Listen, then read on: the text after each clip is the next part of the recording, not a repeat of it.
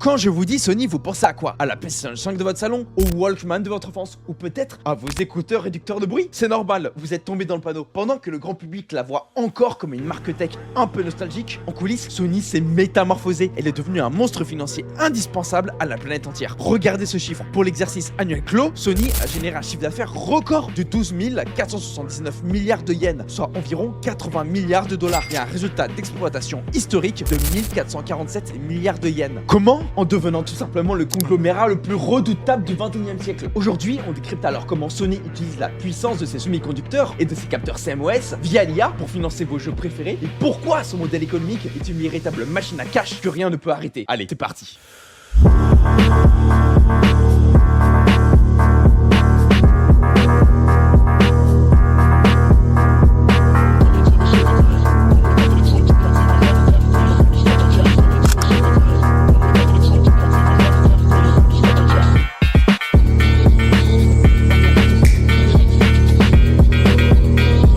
Sony has already got a great reputation in the area of consumer electronics. Commençons par le secret le mieux gardé dans l'industrie mobile. Peu importe que vous jouiez par Apple ou que vous préférez Samsung, si vous avez un smartphone haut de gamme dans la poche, il y a de fortes chances que Sony gagne de l'argent à chaque fois que vous prenez une photo. Bienvenue dans la division ISS, Imaging and Sensing Solutions. Sony est le roi incontesté des capteurs CMOS. En effet, elle détient le monopole de ces semi-conducteurs spécifiques. Et cette branche vient de réaliser une année légendaire. Un chiffre d'affaires en hausse de 20% à 2151 milliards de yens et un bénéfice d'exploitation qui a explosé de 37% pour atteindre actuellement les 357 milliards de yens, un record absolu. Mais surtout, le coup de génie ne s'arrête pas là. Sony a compris que l'avenir, c'est l'intelligence artificielle. C'est pourquoi ils ont signé un partenariat exclusif et historique avec TSMC, le géant taïwanais des puces électroniques, pour installer une co-entreprise industrielle à Kumamoto, au Japon. Le but, l'IA physique ou Physical AI. Demain, les capteurs de Sony ne vont juste pas capter la lumière pour faire une jolie photo de votre chat. Grâce aux technologies de gravure de TSMC, ces capteurs intégreront directement des puces IA capables de traiter l'information en temps réel au niveau matériel. Le hardware, ce sera le cerveau des voitures autonomes, des robots industriels et des futurs smartphones. En s'alliant au maître mondial des semi-conducteurs, Sony s'assure le monopole de la vision de demain. Alors d'accord, c'est vrai, les puces IA c'est très rentable. Mais comment Sony maintient sa domination culturelle actuelle? Eh bien tout simplement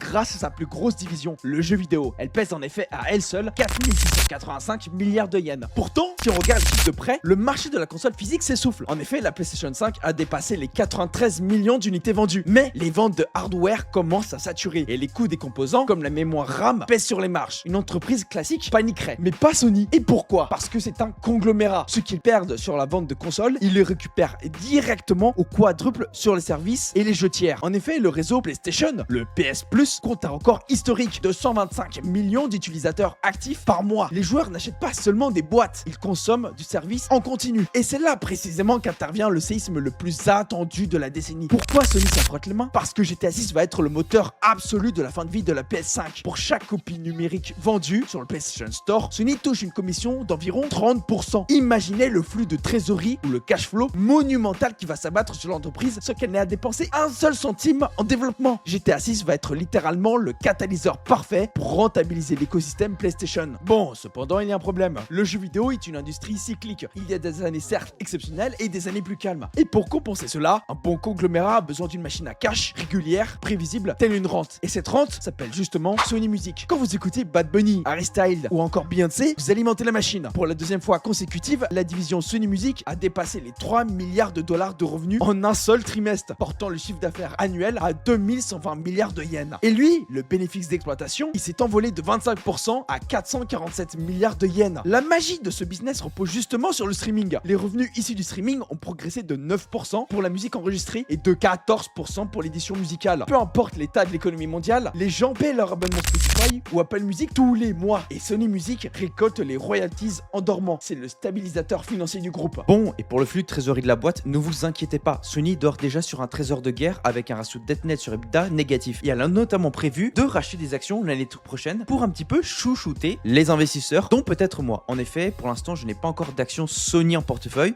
mais peut-être que je vais bientôt en acquérir.